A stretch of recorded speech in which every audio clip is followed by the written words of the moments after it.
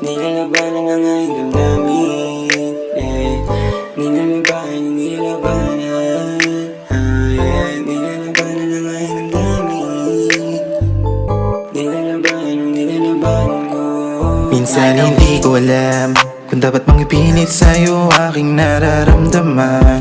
Kahit na sarili ko hindi ko maintindihan. Laman nitong isip ko o puso ba papakinggan? Ikaw lang din naman dahilan. Hirap lang kasi ako sa'yo umamin, pero gusto ka na mapasakin. Magaan ko kamay mo, sarili bigay mo na maalayan ng singsing. Hindi makapaghintay, gusto na kita makasabay. Pagtupad ng pangarap tayo magkaya ka malabok mamabot na para kang nasuunang piyay. Nararamdaman ko sa'yo di mapaliwanag. Gabi-gabing ninanais ikaw ang kayakan.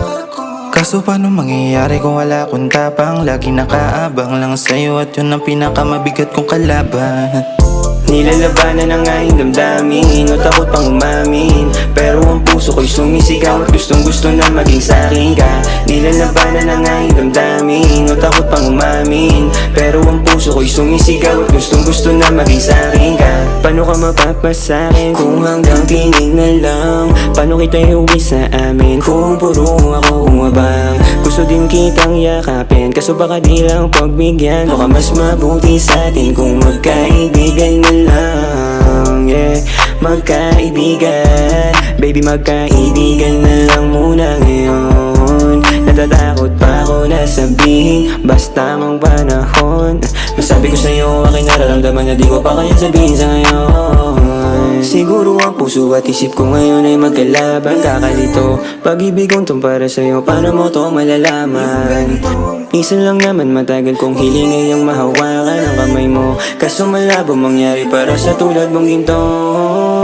Nilalabanan na nga yung damdamin, o takot pang umamin, pero ang puso ko'y sumisigaw at gustong gusto na maging sa'kin ka. Nilalabanan na nga yung damdamin, o takot pang umamin, pero ang puso ko'y sumisigaw at gustong gusto na maging sa'kin ka.